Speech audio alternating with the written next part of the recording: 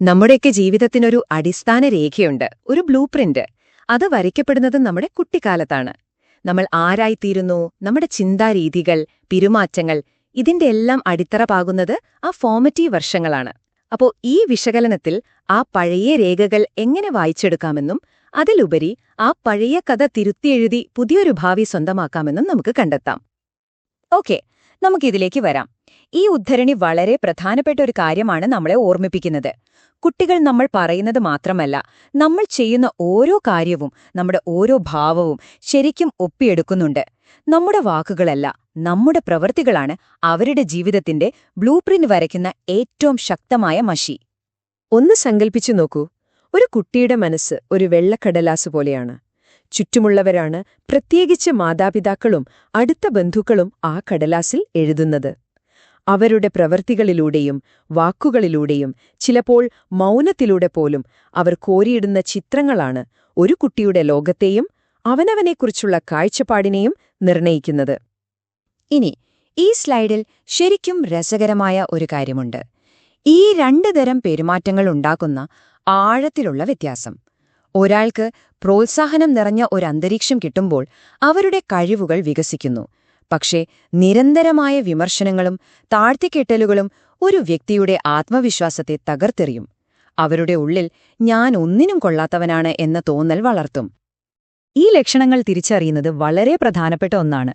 കാരണം എന്താണെന്ന് വെച്ചാൽ, ഇത്തരം പെരുമാറ്റങ്ങൾ സ്നേഹത്തിൽ നിന്നല്ല, മറിച്ച് അവരുടെ ഉള്ളിലെ ആഴത്തിലുള്ള അരക്ഷിതാവസ്ഥയിൽ നിന്നും ഭയത്തിൽ നിന്നുമാണ് വരുന്നത്. ഇത് മനസ്സിലാക്കുന്നത് മുറിവുകളിൽ നിന്ന് പുറത്തുവരാനുള്ള ആദ്യപടിയാണ്. കാരണം ഇത് നിങ്ങളെക്കുറിച്ചായിരുന്നില്ല, അവരുടെ അരക്ഷിതാവസ്ഥയെക്കുറിച്ചായിരുന്നു എന്ന് തിരിച്ചറിയുന്നിടത്താണ് യഥാർത്ഥ സ്വാതന്ത്ര്യം തുടങ്ങുന്നത്. മാർക്ക് ട്വെയിനിന്റെ ഈ വാക്കുകൾ നമ്മളിപ്പോൾ സംസാരിച്ച ആശയം എത്ര കൃത്യമായാണ് പറയുന്നതല്ലേ? നമ്മളെ വിലകുറച്ച് കാണുന്നവർ നമ്മുടെ ഉള്ളിലെ സാധ്യതകളെ ഇല്ലാതാക്കാൻ ശ്രമിക്കുമ്പോൾ, യഥാർത്ഥത്തിൽ ആത്മവിശ്വാസമുള്ളവർ മറ്റുള്ളവരിലും ആ വെളിച്ചം കാണാൻ സഹായിക്കുന്നു. അപ്പോൾ തെറ്റുകൾ ഒഴിവാക്കുന്നതിലും എപ്പോഴും സേഫായിട്ടിരിക്കുന്നതിലും മാത്രം ശ്രദ്ധിച്ചു വളർന്ന ഒരു കുട്ടിയുടെ കാര്യമൊന്ന് ഓർത്തു നോക്കൂ. മുതിരുമ്പോൾ ഇവർ ഈ കംഫർട്ട് സോൺ കെണിയിൽ അകപ്പെട്ടു പോകാൻ സാധ്യതയുണ്ട്. വളർച്ചയ്ക്ക് അത്യാവശ്യമായ റിസ്കുകൾ എടുക്കാൻ പോലും അവർ ഭയപ്പെടും. അങ്ങനെ ജീവിതം അവർക്ക് നൽകുന്ന ഒരുപാട് അവസരങ്ങൾ അവരറിയാതെ തന്നെ നഷ്ടപ്പെടുത്തിക്കളയും. ഇതുവരെ നമ്മൾ ഭൂതകാലം എങ്ങനെ നമ്മളെ രൂപപ്പെടുത്തി എന്നാണല്ലോ സംസാരിച്ചത്. ശരി, ഇനി ഏറ്റവും പ്രധാനപ്പെട്ട ഭാഗത്തേക്ക് വരാം. ആ ഭൂതകാലത്തിന്റെ നിഴലിൽ നിന്ന് എങ്ങനെ പുറത്തുവന്ന് മുറിവുകൾ ഉണക്കി പുതിയൊരു ജീവിതം കെട്ടിപ്പടുത്താം എന്ന് നോക്കാം. ഒരു നിമിഷം ഇതിനെക്കുറിച്ചൊന്ന് ആലോചിച്ചു നോക്കൂ. നിങ്ങളുടെ ബന്ധങ്ങളിൽ അല്ലെങ്കിൽ ജോലിസ്ഥലത്ത് ഒരേപോലെയുള്ള തെറ്റുകളും പ്രശ്നങ്ങളും തന്നെ വീണ്ടും വീണ്ടും തലപൊക്കുന്നുണ്ടോ? ഒരുപക്ഷെ അതിന്റെയൊക്കെ വേരുകൾ നിങ്ങളുടെ കുട്ടിക്കാലത്തെ ആ ബ്ലൂ പ്രിന്റിൽ തന്നെയായിരിക്കാം.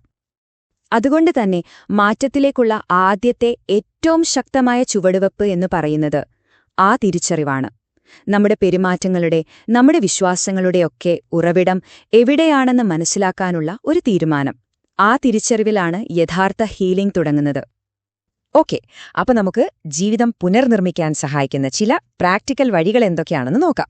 ഇത് നിങ്ങളുടെ മുന്നോട്ടുള്ള യാത്രയ്ക്കുള്ള ഒരു ടൂൾ കിറ്റായിട്ട് കരുതാം. നമ്മുടെ സമൂഹം എപ്പോഴും വിജയത്തെയും പെർഫെക്ഷനെയും ആഘോഷിക്കുന്ന ഒന്നാണല്ലോ. ഒരുപക്ഷെ നിങ്ങളുടെ കുട്ടിക്കാലത്തും ഇതേ ഒരു പ്രഷർ അനുഭവിച്ചിട്ടുണ്ടാവാം. എന്നാൽ യഥാർത്ഥ വിജയം എന്ന് പറയുന്നത് വീഴ്ചകളിൽ തളരാതെ അതിൽ നിന്ന് പാഠങ്ങൾ ഉൾക്കൊണ്ട് മുന്നോട്ടു പോകുന്നതിലാണ്. നിങ്ങളുടെ ഇന്നലകളെ മറികടക്കുന്നതാണ് നിങ്ങളുടെ ഏറ്റവും വലിയ വിജയം. കംഫർട്ട് സോൺ കെണിയുടെ ഒരു സൈഡ് എഫക്റ്റാണിത്. അത് നമ്മളെ പതിയെ അലസതയുടെ ഒരു വലയത്തിലേക്ക് തള്ളിവിടും. പ്രചോദനം നഷ്ടപ്പെടും. ജീവിതത്തിനൊരു ലക്ഷ്യമില്ലാത്ത പോലെ തോന്നും. ഈ വലയം ഭേദിക്കാൻ ധൈര്യത്തോടെ പുതിയ ചുവടുകൾ വെക്കേണ്ടതുണ്ട്. ഇതൊന്ന് കേട്ടുനോക്കൂ. ശരിക്കും അതിശയിപ്പിക്കുന്നൊരു കണക്കാണിത്. നമ്മുടെ ദിവസത്തിന്റെ ഏതാണ്ട് പകുതിയോളം പ്രവർത്തിക്കുന്നത് ഓട്ടോ പൈലറ്റ് മോഡിലാണ്, അതായത് ശീലങ്ങളുടെ അടിസ്ഥാനത്തിൽ. ഇത് കാണിക്കുന്നത് നമ്മുടെ ജീവിതത്തെ രൂപപ്പെടുത്തുന്നതിൽ ദൈനംദിന ശീലങ്ങൾക്കുള്ള പങ്ക് എത്ര വലുതാണെന്നാണ്. അതിനർത്ഥമെന്താണെന്നോ? നമ്മുടെ ശീലങ്ങളെ മാറ്റാൻ കഴിഞ്ഞാൽ നമ്മുടെ ജീവിതത്തിന്റെ ഗതി തന്നെ നമുക്ക് മാറ്റിമറിക്കാൻ കഴിയും. അപ്പോ ചോദ്യം ഇതാണ്: നല്ല ശീലങ്ങൾ എങ്ങനെ വളർത്തിയെടുക്കാം? അതിന്റെ വഴി വളരെ സിമ്പിളാണ്. ചെറുതായി തുടങ്ങുക, സ്ഥിരത പുലർത്തുക. ദിവസവുമുള്ള 1% മെച്ചപ്പെടുത്തൽ പോലും 1 വർഷം കഴിയുമ്പോൾ വലിയ അത്ഭുതങ്ങൾ കാണിച്ചു തരും. സ്ഥിരതയാണ് ഏറ്റവും പ്രധാനം. ഈ പുനർനിർമ്മാണത്തിന്റെയൊക്കെ ഏറ്റവും വലിയ ലക്ഷ്യമെന്ന് പറയുന്നത് വെറും അഹങ്കാരമല്ല, മറിച്ച് ആഴത്തിലുള്ള യഥാർത്ഥ ആരോഗ്യകരമായ ഒരു ആത്മവിശ്വാസം കെട്ടിപ്പടുക്കുക എന്നതാണ്. ഈ സ്ലൈഡ് ആ വ്യത്യാസം വളരെ വ്യക്തമായിട്ട് കാണിച്ചു തരുന്നുണ്ടല്ലേ? നോക്കൂ, അഹങ്കാരം എന്ന് പറയുന്നത് ഒരുതരം പ്രതിരോധ കവചം പോലെയാണ്, ഉള്ളിലെ അരക്ഷിതാവസ്ഥ മറച്ചുവെക്കാനുള്ള ഒന്ന്. എന്നാൽ ആരോഗ്യകരമായ ആത്മവിശ്വാസം വരുന്നത് ഉള്ളിലെ സുരക്ഷിതത്വത്തിൽ നിന്നാണ്. അത് മറ്റുള്ളവരെ താഴ്ത്താനല്ല, ഉയർത്താനാണ് സഹായിക്കുക. യഥാർത്ഥ ആത്മവിശ്വാസം വളർത്തിയെടുക്കാൻ ഈ 4 കാര്യങ്ങൾ നമ്മളെ ഒരുപാട് സഹായിക്കും. വിനയത്തോടെ പഠിക്കാൻ തുടങ്ങുമ്പോൾ നമുക്ക് മറ്റുള്ളവരുടെ അഭിപ്രായങ്ങളെ ഒരു സമ്മാനം പോലെ സ്വീകരിക്കാൻ കഴിയും. ആ ഫീഡ്ബാക്ക് ഉപയോഗിച്ച് പരാജയങ്ങളിൽ നിന്ന് പാഠം പഠിക്കാൻ സാധിക്കും. ഈ പ്രക്രിയയിലൂടെ നമ്മൾ മുരടിപ്പിൽ നിന്ന് നിരന്തരമായ വളർച്ചയിലേക്ക് നീങ്ങുന്നു. അപ്പോ ഒരു കാര്യം ഓർക്കുക, നിങ്ങളുടെ കുട്ടിക്കാലത്തെ ബ്ലൂ പ്രിന്റ് ഒരു വഴികാട്ടി മാത്രമാണ്, അതൊരു തടവറയല്ല.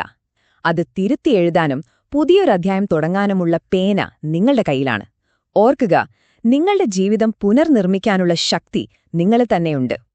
ഈ വിഷയത്തെക്കുറിച്ച് കൂടുതൽ ആഴത്തിൽ മനസ്സിലാക്കണമെന്നുണ്ടെങ്കിൽ സ്ക്രീനിൽ കാണുന്ന വെബ്സൈറ്റുകളും യൂട്യൂബ് ചാനലും സന്ദർശിക്കാവുന്നതാണ്. ഓർക്കേണ്ടൊരു കാര്യം, ഈ വിവരങ്ങളെല്ലാം നിങ്ങളുടെ അറിവിലേക്കായി മാത്രമുള്ളതാണ്, ഒരു പ്രൊഫഷണൽ ഉപദേശത്തിന് പകരമാവില്ല.